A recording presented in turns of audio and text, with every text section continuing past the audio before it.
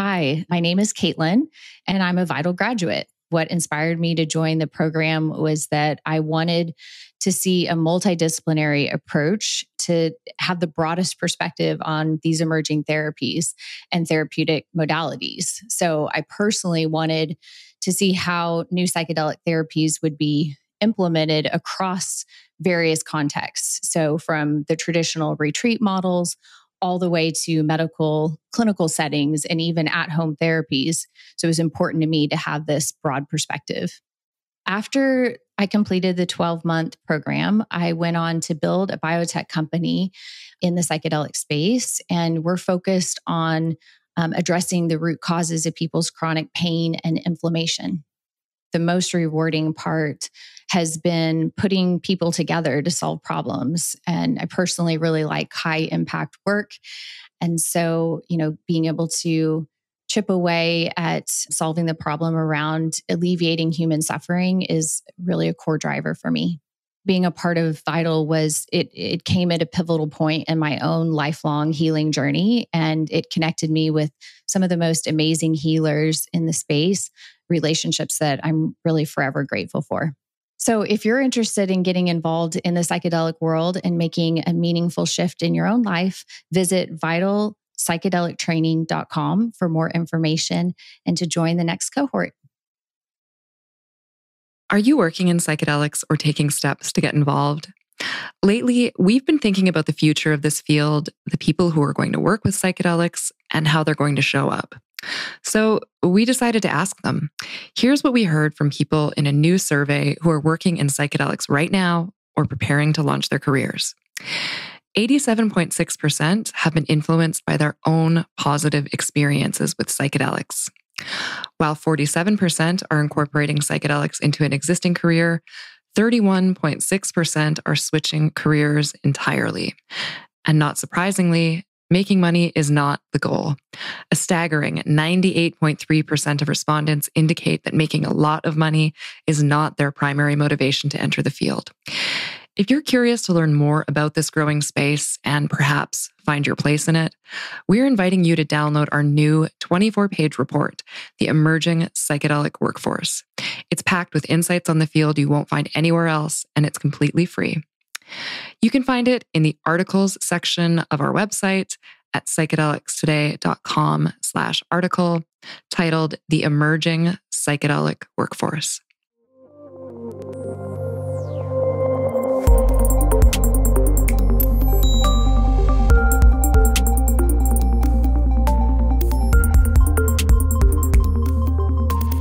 Dr. John Buchanan, welcome to Psychedelics Today. Really honored to have you here, and I'm excited to chat with you on podcasts like this. I appreciate you having me on.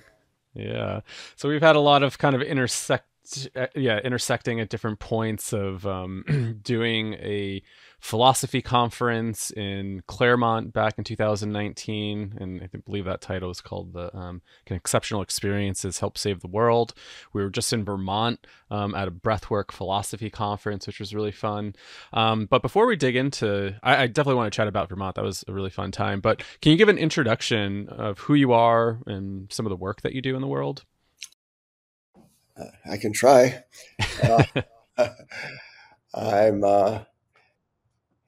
I guess my work in general has been trying to understand the nature of experience in general, and particularly piqued by my experiences with psychedelics, which broadened the scope so much that it took quite a while to find some ideas that were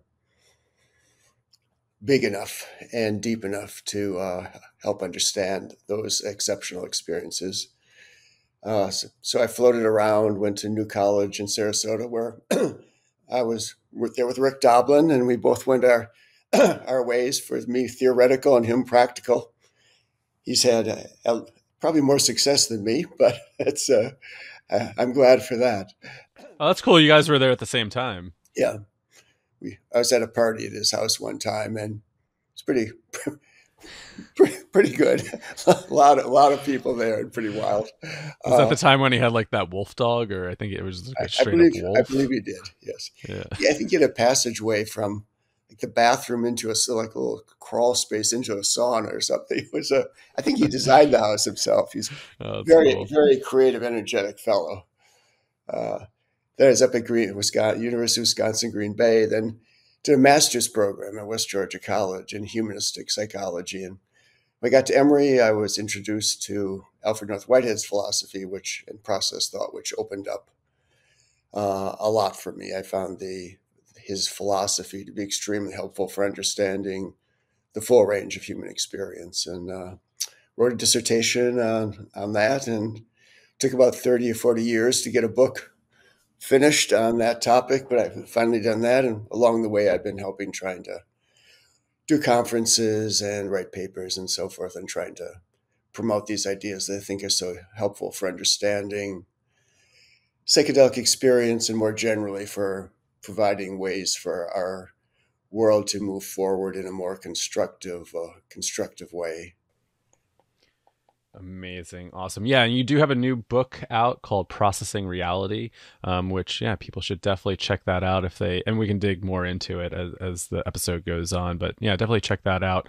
So I hear you're saying that, you're really trying to find a way to figure out some of your exceptional experiences.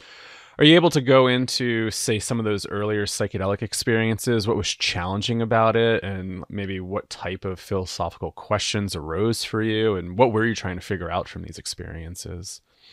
The first time I took a powerful psychedelic was mescaline, and I just had a great time, until I freaked out. and then a friend said, "You're not freaking out," and I was okay. But it kind of made me a little bit nervous for them, so I didn't take any for about 6 months. And then I took some LSD, and I was, as many people are, I was just astonished at the influx of feelings and perceptions, and that just got me very excited about the possibilities. And but it also, excuse me, it also, along with all the sort of fun and excitement, it really felt like there was something more there that was wanting to come up and come out. And up in Neenah, Wisconsin, there weren't a lot of people talking about that. And then I ran into someone who had been in high school with but hadn't known, and he was into Be Here Now and Leary's A Psychedelic Experience, and it really opened up a whole range of exploration. And one of the key moments for my studies was I was tripping, walking through this room, and suddenly had this vision of 3 overlapping circles of psychology, philosophy, and religion. And in the middle was an experiential center that was all of them, where the experience of these questions and mysticism and psychological insight were sort of all flooding in there. And I thought, wow, this is the insight people are talking about. I've got to find out what this is about. So that's why I studied those areas for a long time. But the questions, I built it. My father died suddenly when I was 11, which left me thinking, what's life about? Is there, what is the loss and death? Is there meaning? So, and I'd been very scientific in my orientation, which doesn't leave a lot of answers for those questions. Right. So I started taking psychedelics. That's something more that was there. I felt like that might help me understand those issues. And taking these substances also raised questions about, how do we know things? These new modes of knowing. Things that are open up, not just the pure. Not just looking at rocks and figuring out what they are, but feelings from the rocks seem to flow in. So there's some epistemological questions and what is the universe made of? Are there spiritual entities? Are there other dimensions? Are there these mystical realms? And then I had one very powerful experience down at New College, my first year, where it felt like I came into contact with some kind of higher power. Or was getting very close to it, not quite, which was very, very discouraging. But that opened up a whole range of more theological questions, and maybe I'd have to add that into my questions about the universe. So maybe that's more than you want to know, but No, that was in other perfect. words, it opened up questions about almost everything.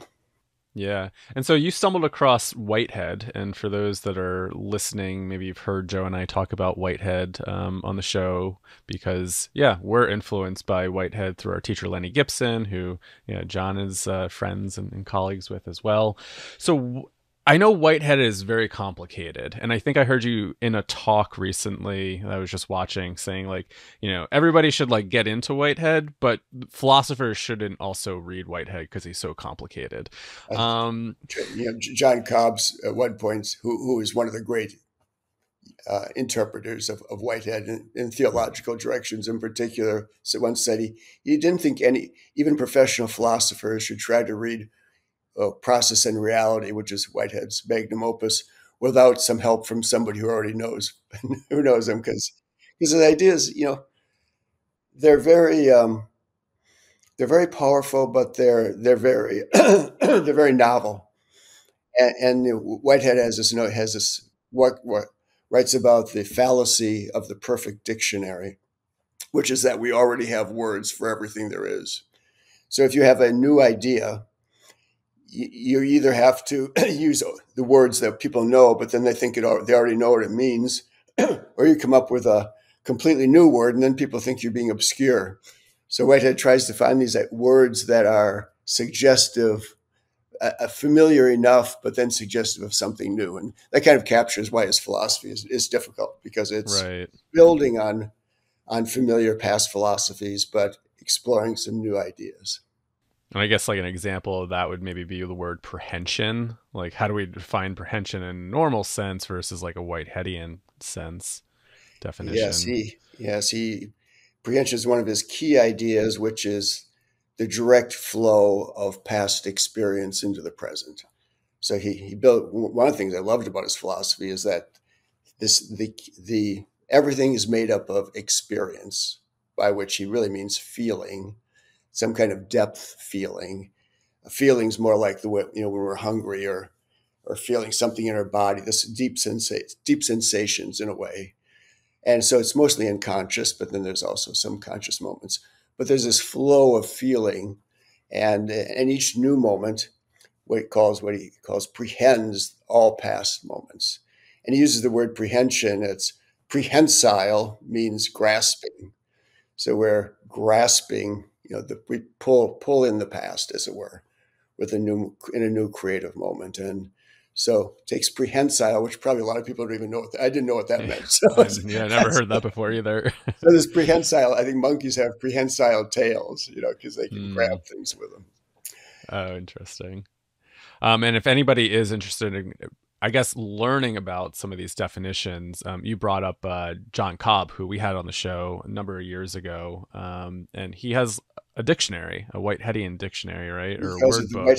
the Whitehead word book. Yes. Word book, yeah, yeah. And I think you could probably just find that online, or maybe order it on Yep. Amazon to Yeah. help you break down some of these terms a little bit.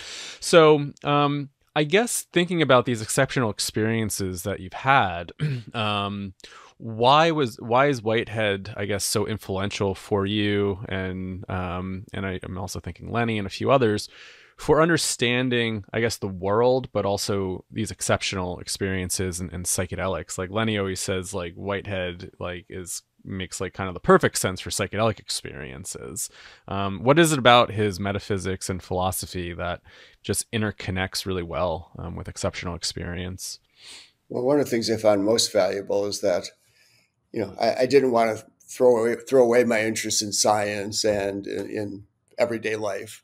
And Whitehead says that what he calls speculative philosophy has to take into account everything.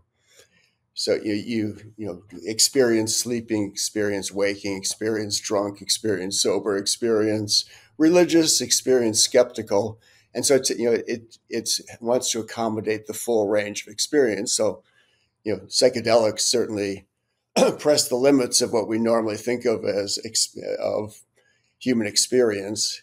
What Stan Grof calls transpersonal, because it falls outside the range of normal everyday life. And so one thing, in the first place, Whitehead wants to take all of it into consideration, but then he wants to create a system of general ideas that tie all these things together into one, I wouldn't say frame of reference, but one way of mode of understanding them, so they can be interconnected. Thus, someone who's a sort of a psychologist like me and is interested in neurology and neuroscience and physiology and psychotherapy, as well as exceptional experience, can think through these ideas. They all fit together in a frame, in a framing that makes it helpful for understanding, say, how the neurology is impacting human experience. I think mind brain interaction, I think, is coherently explained from a Whiteheadian perspective, whereas I don't think it has been from any of the other approaches so far. Can you give an example of like how that works? Well, since there's this flow of feeling from past occasions, you would envision that the brain neurons are this flow of momentary experiences interconnecting, bursts of in the same way that I think quantum occasions give you a real sense of it because they incorporate the entire past field of activity and creatively pull it together into a new burst of quantum experience, which then flows on into the future. And we're envisioning neurons having the same momentary occasions of activity, of synthetic activity. But these then would be in rapid interaction with human level occasions of experience. So human experience is in rapid interaction with the brain, but it's not the brain in some other, it's not the mirror image of the brain. These things aren't in some sense the same thing. There's in the same way that neurons have their own momentary existence, and their atoms and molecules within them have their own moments of existence. Human experience is a thing in itself, so to speak, which it's not that we're highly dependent on the brain, but we are not just the brain. And more broadly speaking, these human moments of experience are also very subtly accessing the entire past universe. So psychic phenomena and transpersonal phenomena could have real access to other entities and objects in the universe, including God. Yeah. So fascinating. It seems like the past is real is a pretty big thing, and I know Lenny always kind of really emphasized that from that Whiteheadian perspective. Like, how does he come to that conclusion that the past is like real and it's constantly present and it's influencing us? Like, how do you measure that from, I guess, a scientific perspective? Well, I'm not sure you would measure it from a scientific perspective, Right. but I think at the risk of going a little deep into his metaphysics, there's some disagreement about whether Whitehead means that all of the past things that have happened are still present in some direct sense, or are present in that they're recapitulated by each new moment. So I'm feeling the last occasion's feeling of the previous occasion's feeling of the previous occasions. So it's still, alive, as it were, in those moments. Or if he actually means, which some people think, that once an event has happened, it becomes an object that retains, and memory is our best example of these things. We don't have probably exact memories, but certainly do have memories of things, and sometimes, as Stan Grof talks about, they become extremely vivid. He says reliving the past rather than recalling the past, and Right. Whitehead's philosophy fits very well with that we actually can relive the past. I was going to say, yeah, We can't change the past, but we can relive it directly. Yeah, I was going to say, like, I mean, that stuff comes up so much in psychedelic experiences and breathwork experiences where people feel like they're literally back in those memories or experiences that they may have had, and then you get into maybe some of those like past life type of experiences, or experiences from some sort of historical event that, like, maybe, were you there? Like, is that somebody's past life, or are they experiencing an event that happened? And maybe it's just in the collective unconscious. Like, I don't know how to, I guess, really think, like, where does that stuff live? Is it in the collective unconscious, if we're using that terminology, or? Yes, although there's a lot of different Whiteheadian scholars come at his ideas in different ways and use different parts. In his magnum opus, Process and Reality, he does talk about in some of the final sections on his idea of what a God would be. And he for part of his career, he was atheistic. And eventually, because of his scientific, he was a mathematical physicist, a mathematician, then mathematical physicist, then historian, and has a very broad background. But he felt that the order in the universe requires a source of order. If things were just randomly happening, we wouldn't have complex, we'd have a lot of random things happening. We wouldn't have these complex structures and entities happening. So there has to be some source of order and some impetus to push towards this order. But one of the functions of God, as he describes him, is that God feels it, is like us in the sense that feels the past, but feels everything and incorporates everything and retains everything. And thus, if you were to, in a way, this is the ultimate collective unconscious, or as they refer to in some mystical traditions, the storehouse, the universal storehouse of memories or of events that have happened. So I think in some occasions could be what's being tapped into in psychedelic experiences. But I think when you're reliving the Civil War, it's more likely that somehow you're tapping into other people's past memories, either memories or, I suppose, your own past lives. Yeah.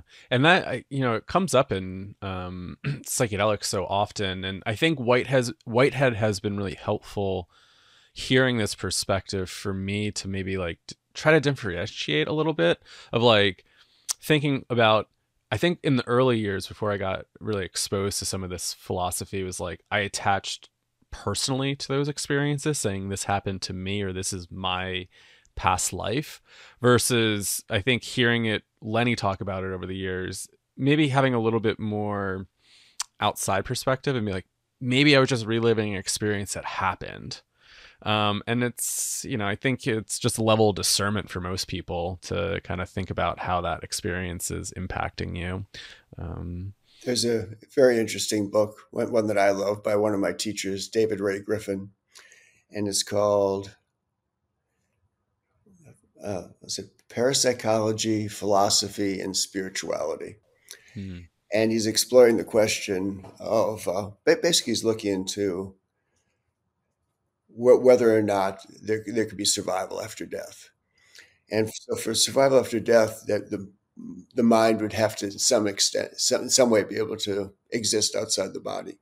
So he then explores the various parapsychological evidence, such with, say, out-of-body experiences or ghost phenomena or mediumship, where there seem to be cases. And it turns out there's a lot of fascinating evidence for these. But one of the things he looks at is reincarnation. And how would you differentiate, the question, how would you differentiate between what's called super psi hypothesis, which is that we can, telepathically connect with anything in the past. How would you differentiate me telepathically connecting with someone's past experience from it being my own experience, which is what you're talking about?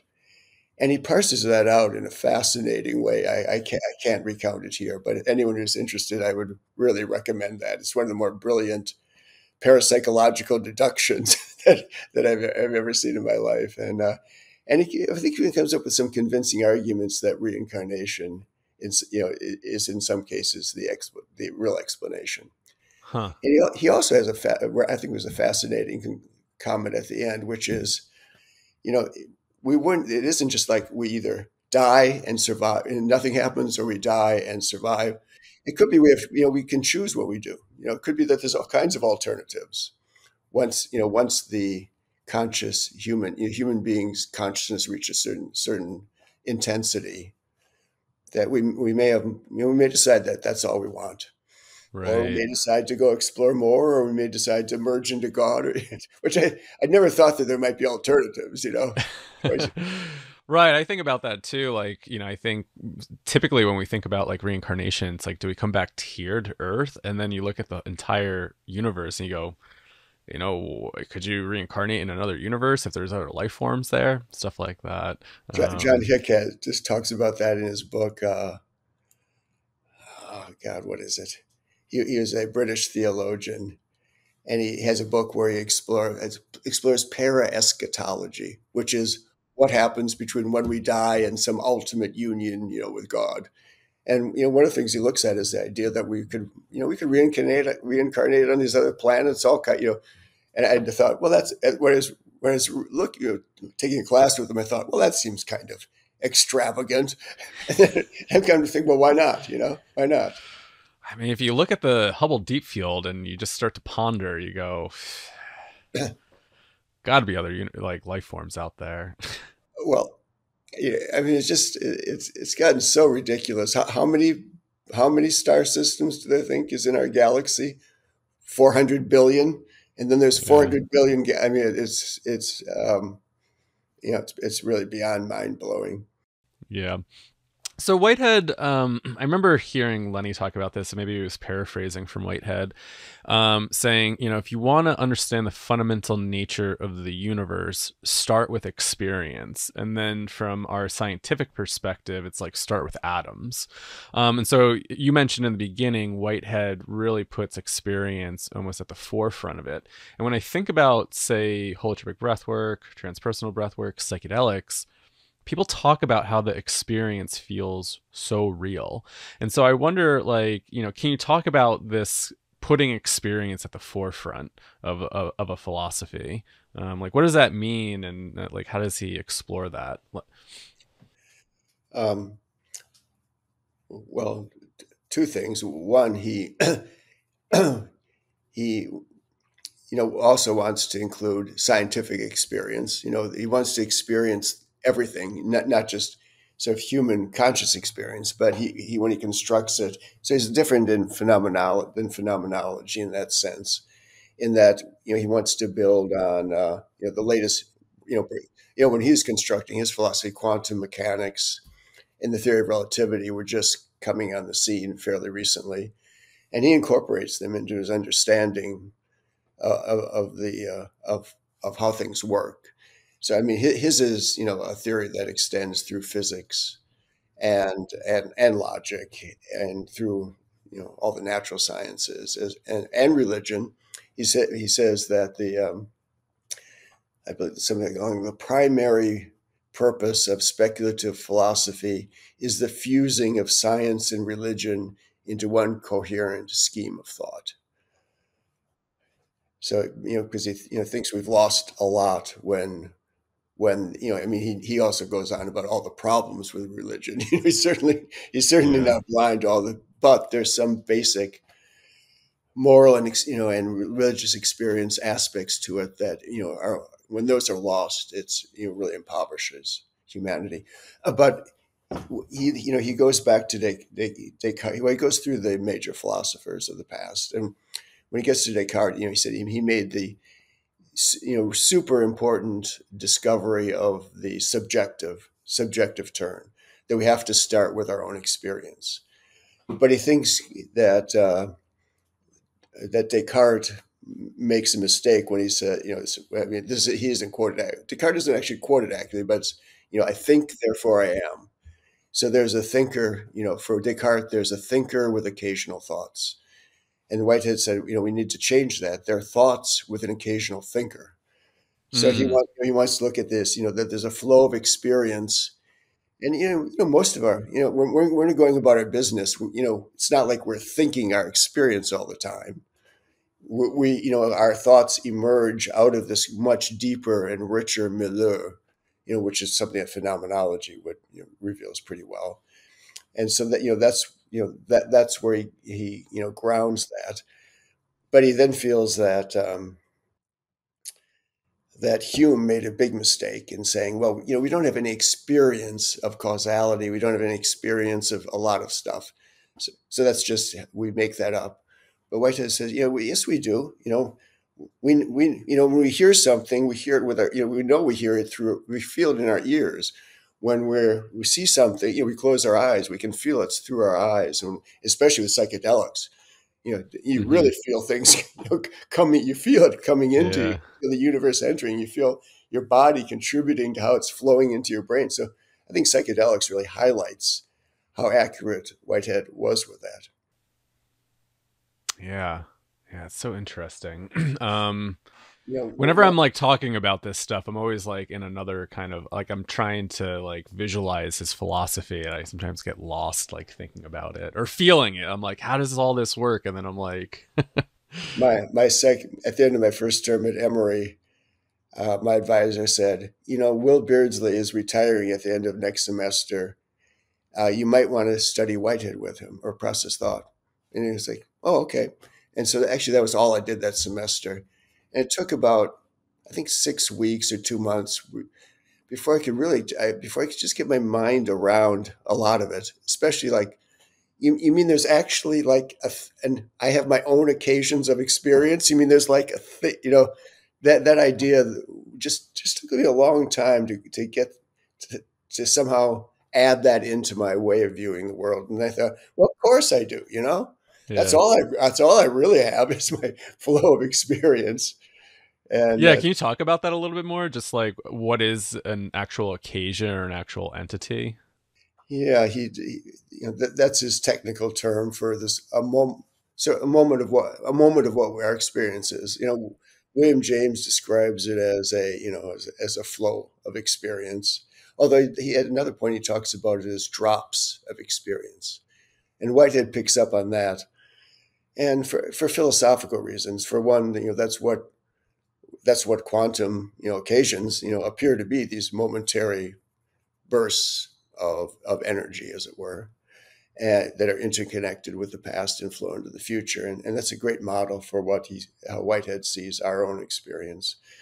But if there's going to be, there are a number of philosophical puzzles, like the tortoise and the hare, or if the rabbit, or if the hare just keeps moving, it never passes the tortoise, because if things are continuous. Anyway, these are things I don't think about too hard, because they strain my brain. But but having these things as momentary, sort of past feeling flowing in, it's creatively synthesized, a new burst or moment of experience occurs and then flows into future events. I mean, what's vital about that is it allows interaction and interconnection between things. So that's how the brain, and if it's just a continuous flow, it becomes, how does that connect with anything else? And so it addresses the perennial problem of the one and the many. And so what Whitehead calls the ultimate metaphysical principle is creativity. So the many, all past events flow in, are synthesized into a new event, which then joins all of the other past events. So he says the many become one and are increased by one. And so, at some point, William James talks about that he's going to give up the logic, because he can't see any way that he knows there has to be, he thinks there's a God, and that somehow we're in connection with it, but he can't see how that will happen, although he in effect describes it. But if I have a moment of experience, God feels that, then God has a moment of experience, and then I can feel that. It creates it's the same kind of pattern of interaction as occurs between the brain and the psychic events. It's just this flow back and forth. So it's and like, is that where his relational part comes in? exactly, everything's is relational in this way, and we're in relation. And so So relations are much more radical in Whitehead. It's not that I see you over there, you say something, I hear you say it. I mean, there's that, but at a deeper level, your experience is flowing into me at an unconscious level. So intuition is more than I can see your nose is moving slightly, so I know that you're, Yeah. smelling. It's an actual. I'm actually feeling your experience at some deep level, and it's entering. Some people are much better at that. And Rupert Sheldrake's things about dogs knowing when their masters are coming home, or the what's his other one that he likes a lot? Do you remember? These are his examples of paranormal activity. How does a dog know that you're coming home? When you Right. and I forget what sensing that someone's looking at you. You Oh yeah. get Yeah. this You just feeling. know. Yeah, you get this feeling in your back of your neck. Somebody's staring at you, and these are examples. Of course, they're all dismissed by science because there isn't anything. Well, a lot of scientists and modern day skeptics because there's no physical cause and effect that could be causing that because things are things are objects in the Cartesian sense. Right.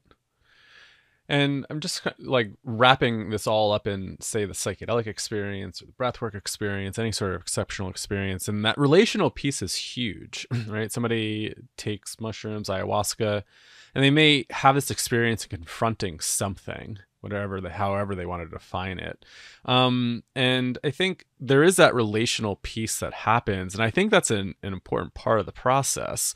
And I've been thinking about this a little bit more. It's like, can you develop that relationship a little bit more, or are you just taking it at face value or putting too much authority on that experience and just allowing it to happen to you? So it's only flowing that one way and saying, oh, well, this is telling me this, versus like, well, this is telling me this, but I'm feeling this in this moment. Can I relay that back to whatever you're experiencing? And I think for psychedelics, that's important because then discernment comes into play, right? Like, Madre told me to do X, Y, and Z.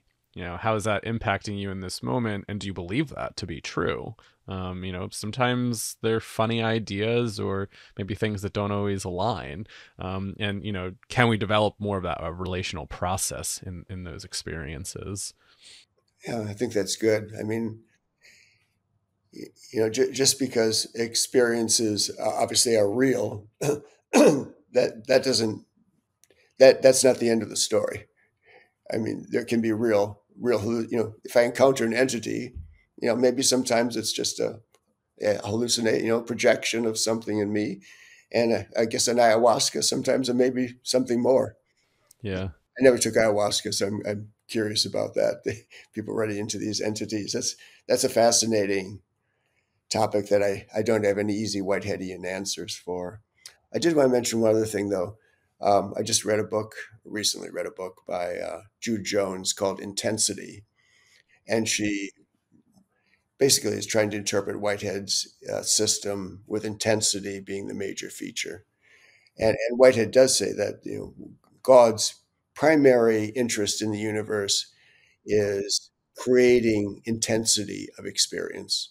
And so, by creating more and more complicated organisms, you get more focused and intense experience, like humans have.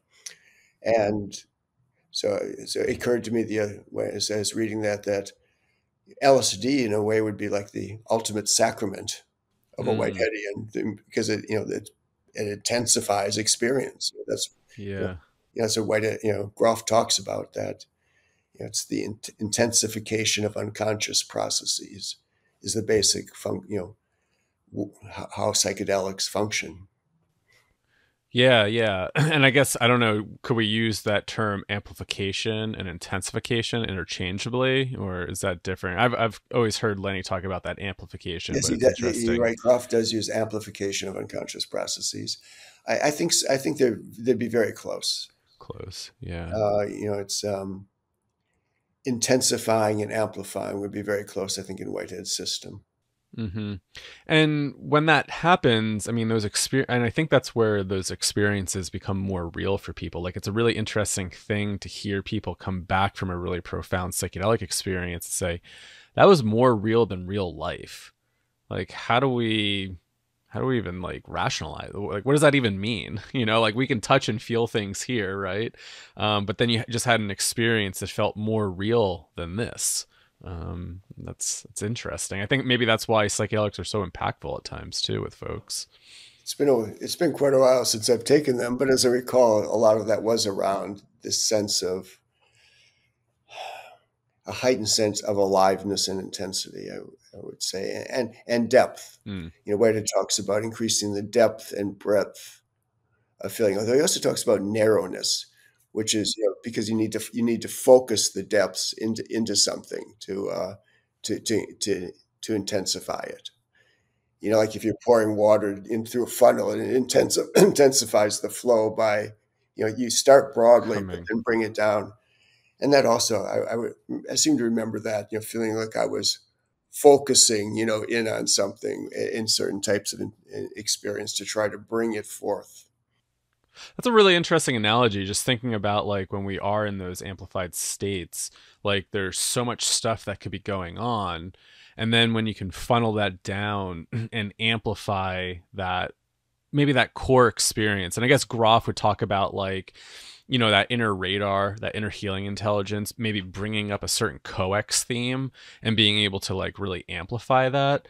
And I guess we do see that in, say, like breathwork sessions where you're trying to really focus on a certain feeling or experience and intensify it. Pour that through the funnel. Like, how do you just take everything that's out here that's coming in and then narrow it down to make it bigger? One of the more helpful diagrams that I've seen for me for understanding Whitehead's actual occasions is it's as like an open-ended arrow. Mm. And so you've got this huge array of past experience, moments and events, and they all flow in, and then through some are heightened, some are more ignored, and they're combined together in a way that creates the most intense and powerful integration possible.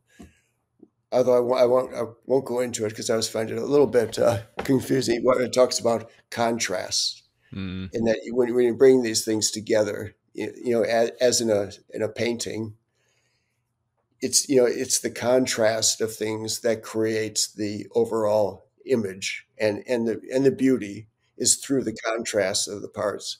So rather than things being just integrated into a mass, the important thing is that things are brought into contrast that intensify and highlight each other.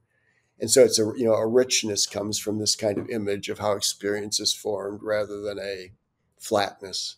Yeah.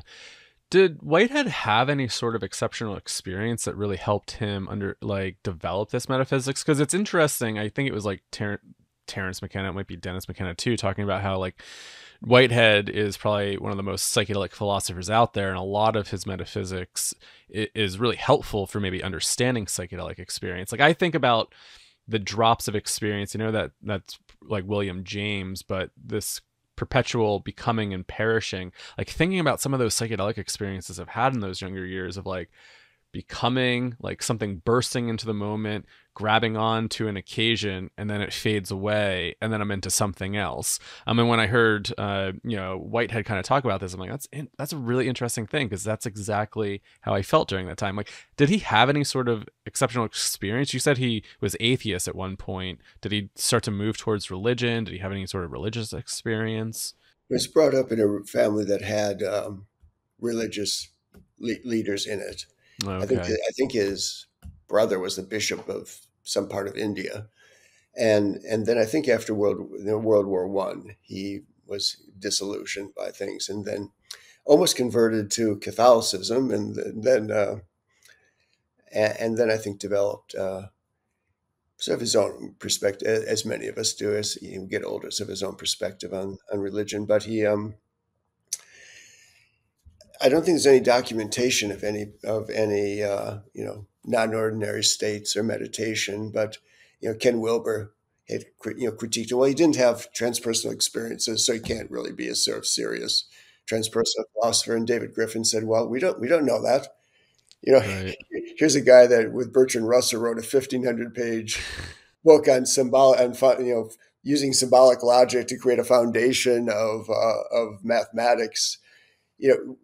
We don't know where one's mind goes when they're on those explorations." And Bertrand Russell talks about coming to visit him once with a friend to introduce him. He was out in the garden working on something, and they came up. They stood in front of him for 10 minutes, and he didn't notice they were there. And Bertrand Russell said they left in awe of his powers of concentration. I mean, and you think about like some of those folks that are in those fields. I mean, the first person that comes to mind is just the story. What was it? John Nash. He was studying. Was it? Some sort of math at Princeton, and just the world. I mean, it was a little bit of a sad story, right? Getting really paranoid, but you don't really know. I mean, when you're kind of grappling with these big universal questions and trying to solve the mysteries through symbols and math and this and that. I mean, I'm sure it brings you down some psychedelic pathways. Not to the maybe to the extent of what people experience. Every time I kind of think about these big abstract ideas, and maybe it's because I've had these experiences, I kind of go back into these kind of psychedelic like states of like just trying to put pieces together. But could imagine people do that on their own. Whitehead has a book called Religion in the Making. And he says religious experience and mystical experience is interesting and part of the picture, but you can't build an entire religion or philosophy based on the extraordinary experience of a few great men. But I think with psychedelics opening up these realms to millions of people, it creates a much better foundation for doing something like that. Yeah. So I know we've been talking a lot about Whitehead, and for those that have stuck through and you're still with us, thank you. I know sometimes Whitehead can get really complicated. I would love to learn more about like the book that you just put out, Processing Reality, and also, could this be a nice little entry point into people wanting to get familiar with Whitehead concepts and understanding how maybe it could relate to psychedelic experiences? Oh, thank you. My purpose in writing Processing Reality with a subtitle, Finding Meaning in Death, Psychedelics, and Sobriety, was to introduce people to Whitehead's thought and Groff's, process thought and transpersonal psychology, which largely for me is Whitehead's and Stan Groff's work. I tried to, as you may have noticed, a little difficult to try to convey this in particular Whitehead's thoughts. I talk about some of my own psychedelic experiences and personal experiences as a way of highlighting the questions I was interested in and how that those ideas played out in my life, and the ideas I looked around at before I got to process thought, and why I find. And then I try to show how Whitehead's thought are helpful for understanding psychedelic experiences, but more broadly, our existential thoughts and some scientific ideas. In one of the later chapters, I go into the neuroscience part in a little more depth. That deserves a book in itself, obviously, but. So I would hope, people that are interested in process thought and transpersonal psychology might take a look. I think it's some parts I go a little too deep, maybe, but just ignore those parts. You can move on if you're not interested. And I also think that between the two of them, I think one of the really important things is they created a new worldview, sort of a new cosmology, one that's spiritually enriched. Perspective that hopefully would be inspiring to us as we move through these challenging times ahead, to have somewhat of a vision. I've talked about Star Maker, Olaf Stapleton, who was sort of a Whiteheadian and a Marxist, but also a transpersonalist. And he wrote some, brilliant, I guess what I thought of as science fiction books. And he talks about these major questions and about world loyalty and mystical experience. And I think we're going to need these kinds of things to have something to hold on to. I think we need some kind of having a spiritual informed cosmology that makes it feel as if there's something we're working to and something helping us and something perhaps providing some guidance and hope. I think is really we're going to need it. We're going to need a lot of it. We're definitely going to need a lot of it as we're facing many different issues in the world.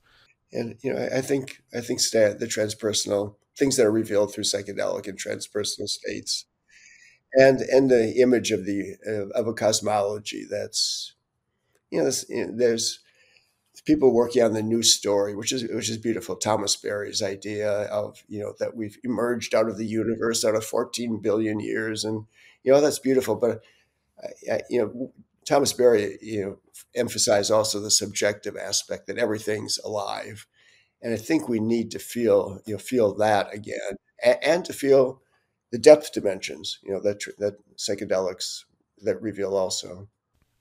Yeah. Feeling that aliveness, I think, is really important, right? Because we just act as if we're separate of nature and we can continue to just kind of destroy it in many different ways. And, we need to feel that, no, everything around us is alive. I think when we don't feel the aliveness around us, we don't feel alive. Yeah. And then we probably get into very self-destructive behaviors and, get depressed, anxious, and all those feelings. So it's important. And so, I definitely recommend people to check it out.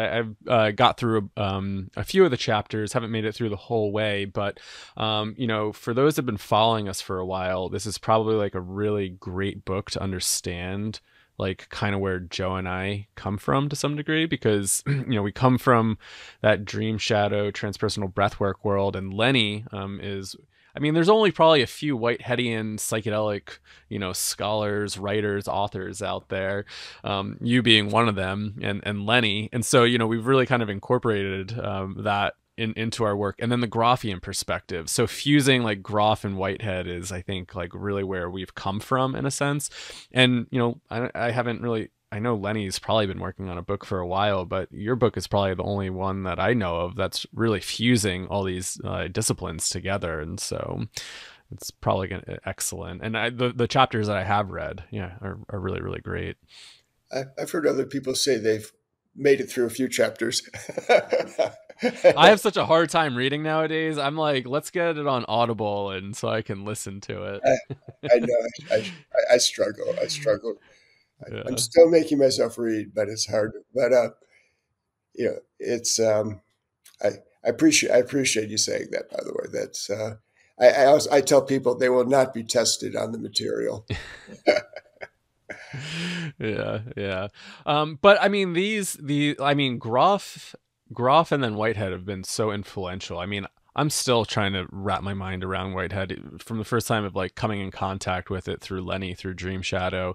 But I mean, really kind of sitting with it over the years. And then obviously Groff impacted me at the age 20, and I started going down that rabbit hole. I mean, having that as a foundation for trying to understand my exceptional experience and my place here in the universe have been at like the root of a lot of stuff. So I think they're really important perspectives to really kind of grapple with, especially in this psychedelic world. Like I think about some of the Whiteheadian stuff, like, for example, we're going back to entities, and you can tell me I'm completely wrong on how I've been interpreting this. I've talked to Lenny a little bit about it, but this idea of like this misplaced, or the fallacy of misplaced concreteness. And I think about when we have an entity encounter, and I think we were talking about this in Vermont a bit, what's real and what's actual, right? And it's like, that was a real experience that I had, or somebody had, interacting with this spirit, whatever it is, interacting with the universe. It's a real experience. It's happening. It happened to you, right?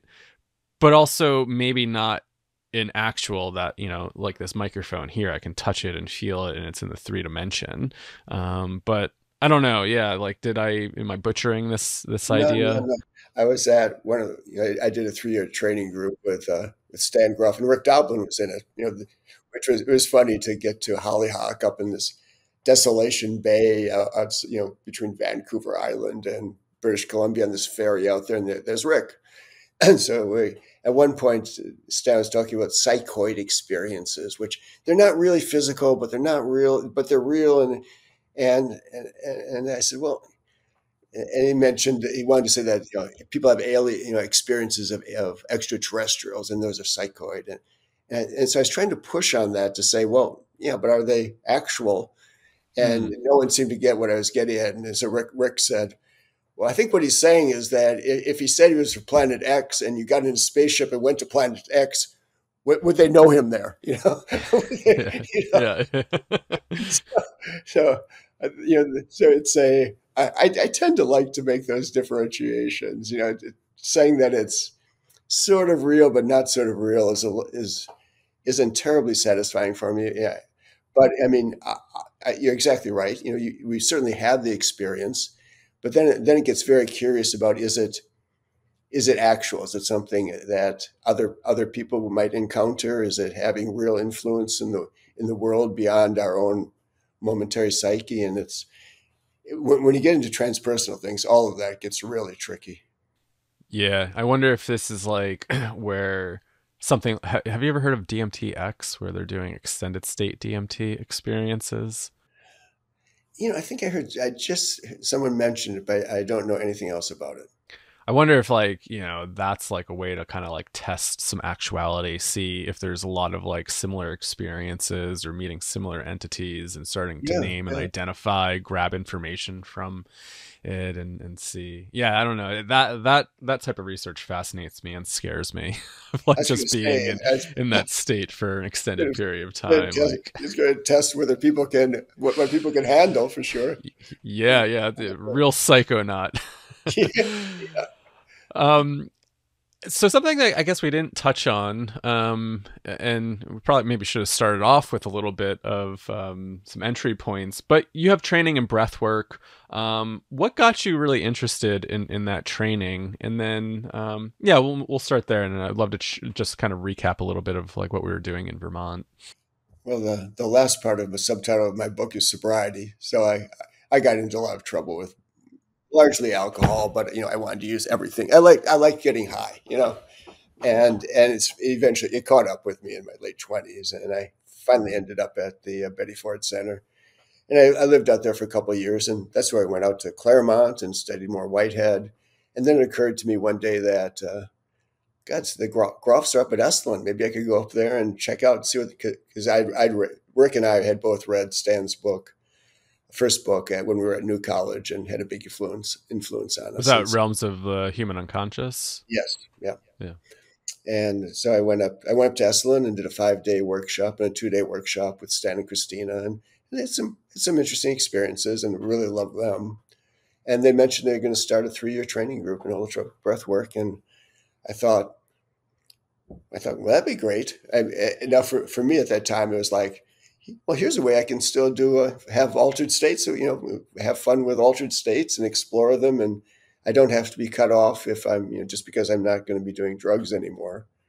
And so it was, it turned out to be, terrific experience. And I think we did 3 or 4 breathwork sessions, each in these 11, 12-day modules we had 6 of those over 3 years. And I didn't really get into doing the facilitating in the way that Lenny and Elizabeth have, or some other people. I helped out at workshops, but for me it was great to have a way of exploring non-ordinary states. And I mean, I think they're it's not just for people in sobriety, obviously, because it's a great way of introducing people who haven't done psychedelics to non-ordinary states. And it's a great way if you want to have a little bit more control over the extraordinary state. You can control your breathing and sort of come out of it. Whereas with psychedelics, you're kind of in the fray for 8 hours or whatever, depending on what you took. And So there are a number, it's not, holotropic breathwork isn't reliably as powerful as psychedelics, I believe, but it can be as powerful. And one of the people in my training group talked about, he'd done a lot of psychedelics, and he did a breathwork session with Stan at Esalen, which is very powerful. And he said people were falling to their knees in front of him because he was radiating so much energy after that session that he was just, godlike. So, Yeah. and you have the advantage there. You've got this built-in community and support system. And so there are a lot of great things about holotropic breathwork. Psychedelics are terrific too, but there are advantages and some beautiful things about breathwork. Yeah. Have you had experiences that were kind of similar to some of your psychedelic experiences from your earlier years? As with psychedelics, it's kind of hard to remember things really well. But yes, I'd say that I don't think any of my breathwork sessions were as powerful as really powerful psychedelic ones. But I had some vivid experiences. Also, you do a lot more I do a lot more abreactive, emotional and energy work with breath work than I ever would have done with psychedelics. Yeah. So that was stronger. But I had a few breathwork experiences. I mentioned at the training that there's something still lurking in my subconscious when I do breathwork now. I kind of go into this very dark sort of sleeping place and suddenly wake up in abject terror.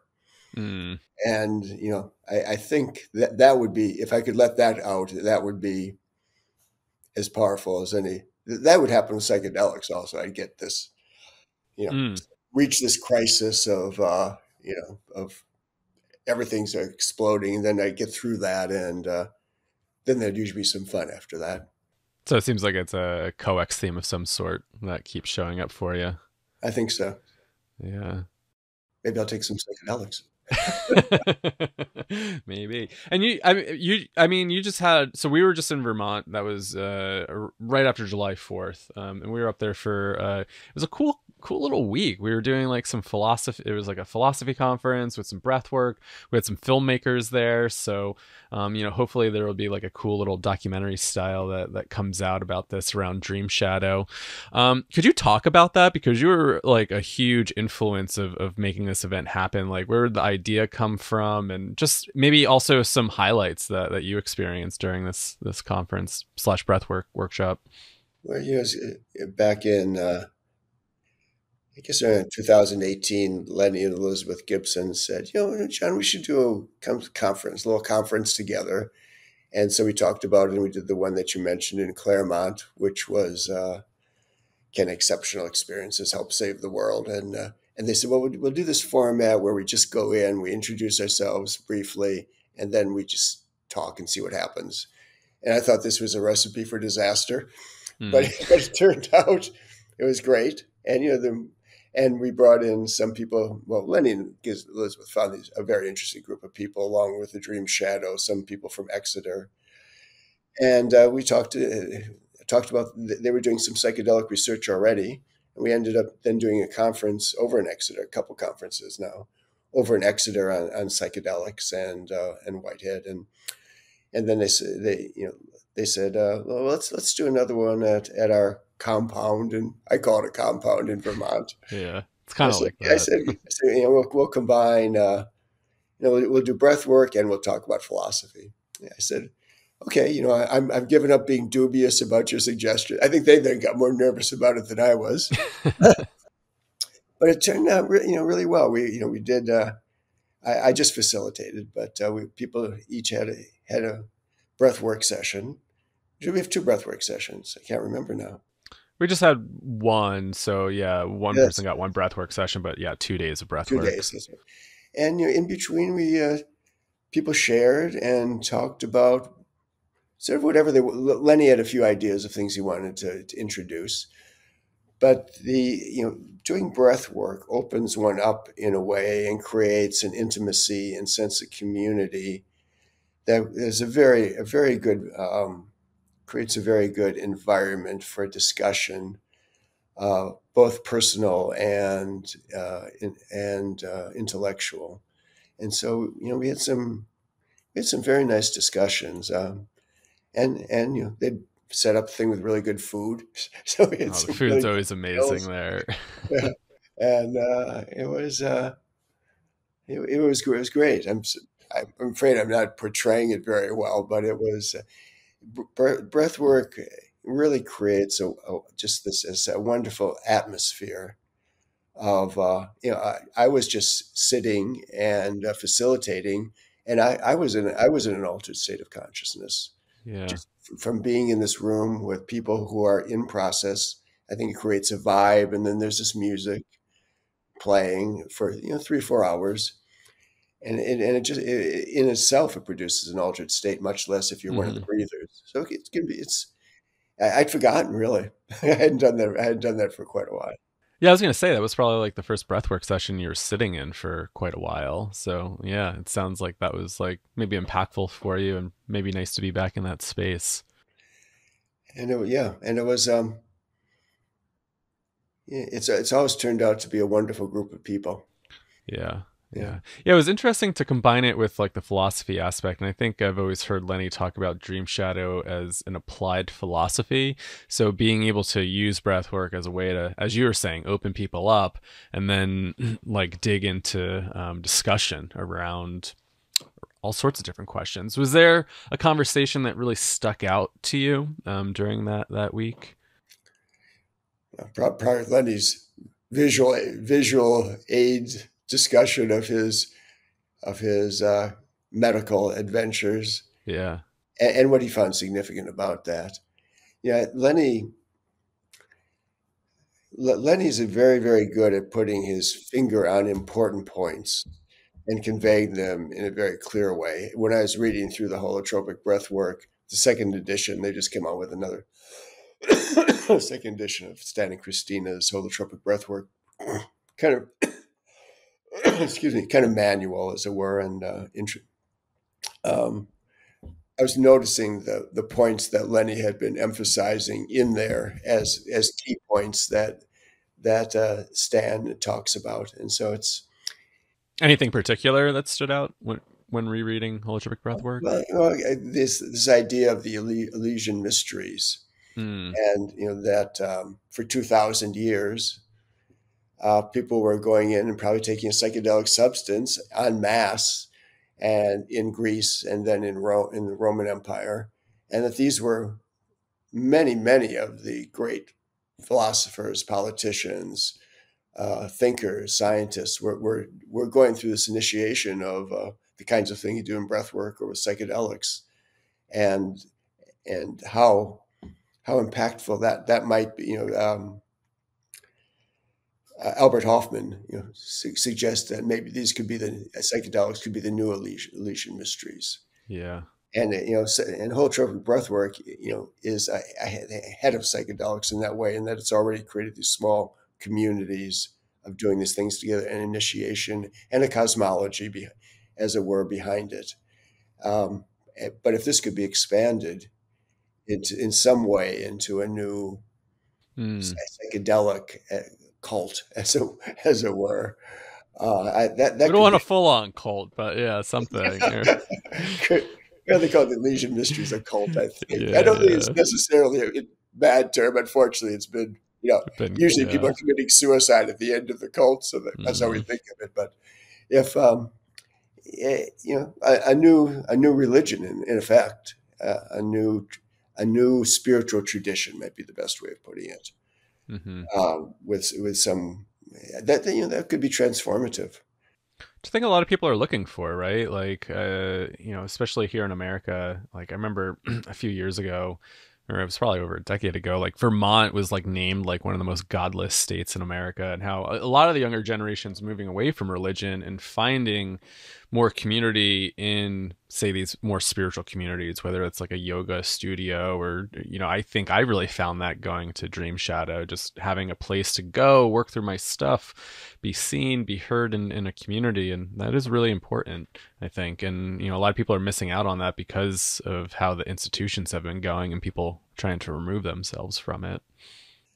David Griffin, in that book on parapsychology, says towards the end that in Protestant religions, you've got the only energy, sort of psychic energy is in these, evangelical things that are, have people speaking in tongues, and you've got the energy, it's singing, you got the energy there, but that isn't probably the energy that exactly want to bring into Presbyterianism and Methodism, but parapsychology and psychedelics. So if there's, non-ordinary states of consciousness, mystical experiences would be the kind of thing that could invigorate traditional religions again, instead of being largely. I mean, there's community, which is a good part, but it doesn't have a depth to it. Yeah. Because you can go to the YMCA and get community, or you can go to. Right. And so the whole thing, I'm spiritual but not religious. I just want to add that religion idea is spirituality and community, and all these other things get built up around it, but there's nothing wrong with religion in that sense, and spiritual community would be great, and communities of community. That's how John Cobb talks about Whitehead's vision. It's communities of communities of communities of. So you have cellular communities creating organic communities, creating human communities, creating world communities, and with Olaf Stapledon you get into galactic communities and universal communities. The many becoming one to some degree. And are increased by one. And increased by one, yes.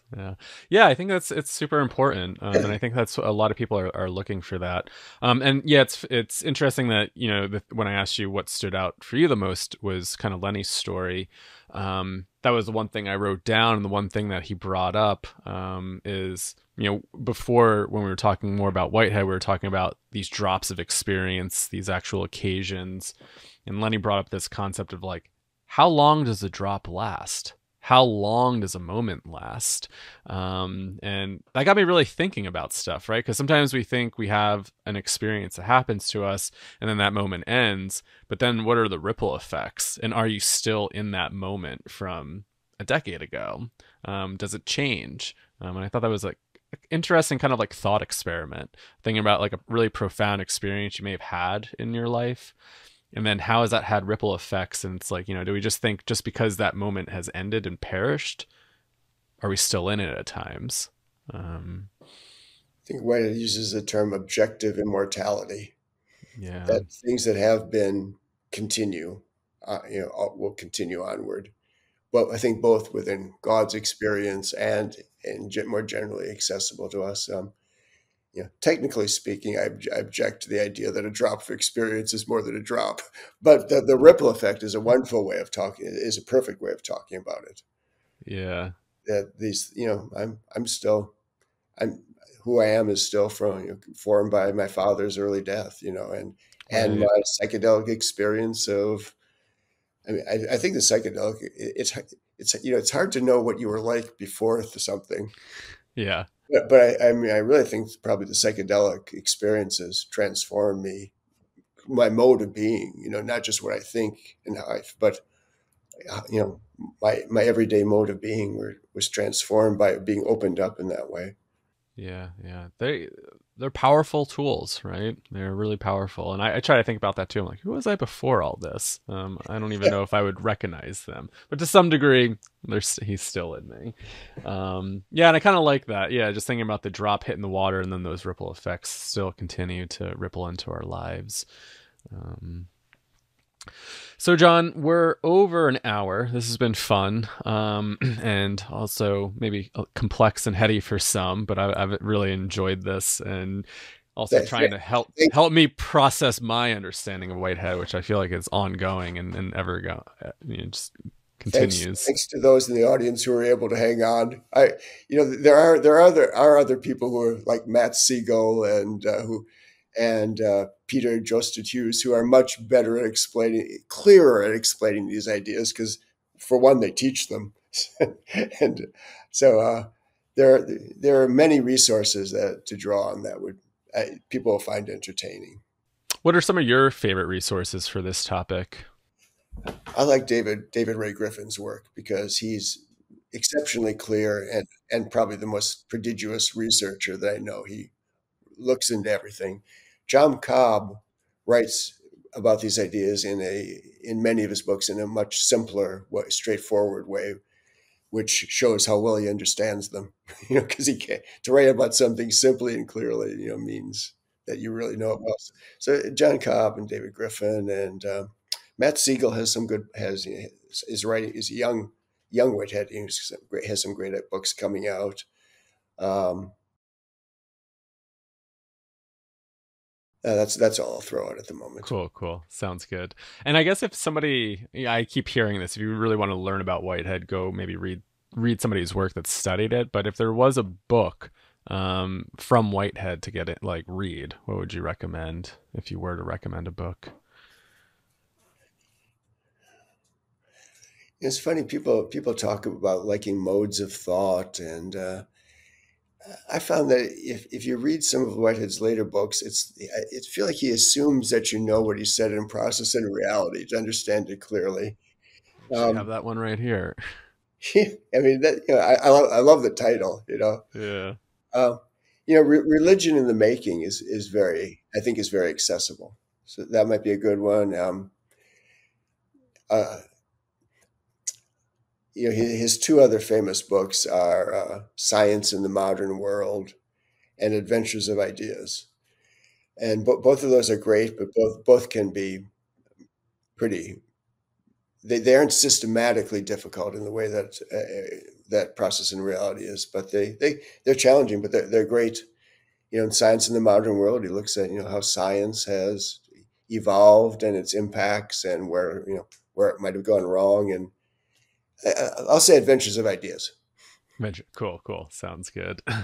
And where can people find you? Do you have a website? And how can people order your book, Processing Reality? Well, it's on Amazon and I imagine Barnes and Noble, and I did have somebody put together a website for me.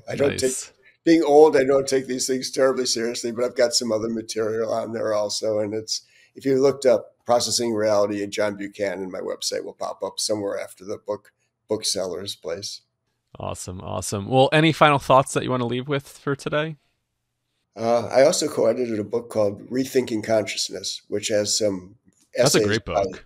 By Stan Groff and a number of other people which are quite good. I think it's from a big conference that John Cobb organized in Claremont in 2015, and you'd only have one chapter on me, so you'd have a bunch of other things on, more generally talking about alternative ways of understanding consciousness that I think are pretty good. Yeah, you have a chapter in there, Stan. Lenny has a chapter in there. Does Matt have a chapter in there? Matt Siegel? No? I don't think he does. I was trying to think who. Unfortunately, I couldn't get Michael Epperson to write a chapter, who's a physicist, a Whiteheadian physicist, who I think has really had some breakthrough work. Michael Epperson, look him up. Awesome. Well, Dr. John Buchanan, thank you so much for being here. It was really fun to chat about all these fun things that I enjoy to think about. And so, yeah, thank you. Appreciate it. Hey, thank you so much. You couldn't have made it more pleasant or easier. And thank you for listening. So we'll catch you on the next episode.